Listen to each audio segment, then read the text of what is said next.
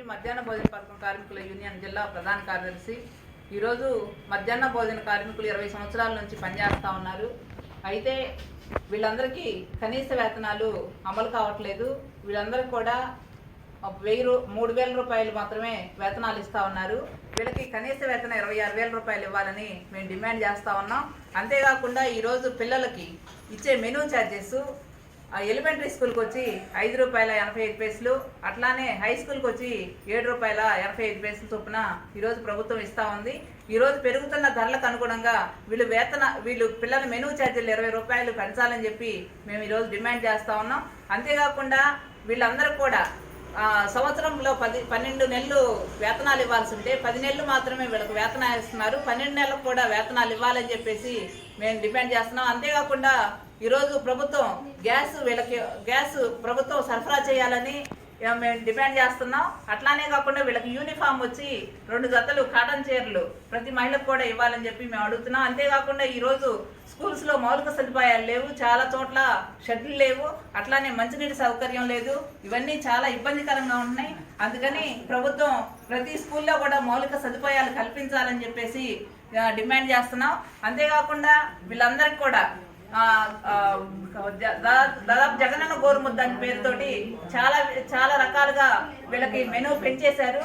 ఈ మెనూకి అసలు సంబంధం లేకుండా టీచర్స్ కూడా జీడిపప్పు వేయాలి, పొంగల్ పెట్టాలి, పొంగల్లో రకాల వంటలు చేయమని చెప్పి వీళ్ళ మీద ఒత్తిడి తెస్తా ఉన్నారు. అందుకని చెప్పి మేము ప్రభుత్వాన్ని మీరు మెనూ రకరకాలు పెట్టడం మాకేం అభ్యంతరం లేదు, అయితే తను తగ్గట్టు మాకు మెనూ ఛార్జీలు ఇవ్వాలని చెప్పి డిమాండ్ చేస్తా ఉన్నాం. అంతేకాకుండా ఈరోజు బియ్యం చాలా నాసిరకంగా ఉన్నాయి.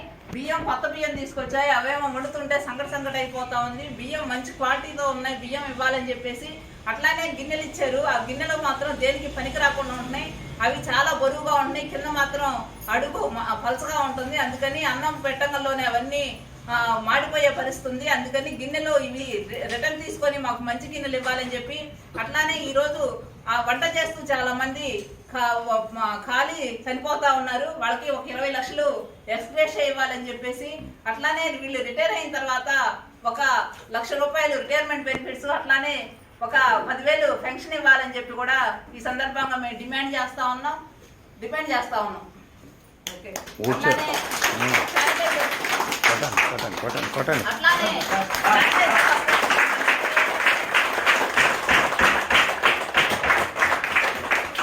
అట్లానే శానిటైజర్ వర్కర్స్ సంబంధించి వీళ్ళు చాలా బాధాకరం. వీళ్ళు చేసే పని వాళ్ళు కనీసం ఫెనాయిల్ ఇవ్వట్లేదు, చీపుర్లు ఇవ్వట్లేదు. వీళ్ళకి చాలా ఇబ్బందికరంగా ఉంటుంది.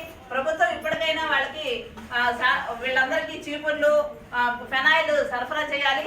అట్లా అంతేకాకుండా మంచి నీళ్లు ఏర్పాటు చేయాలి. అట్లానే వీళ్ళ వేతనాలు కూడా చాలా తక్కువగా ₹6,000 ముఖ్యమంత్రి గారే అన్నారు ఇటువంటి పని చేసే వాళ్ళకి ₹1,00,000 ఇచ్చినా తక్కువే అని చెప్పేసి.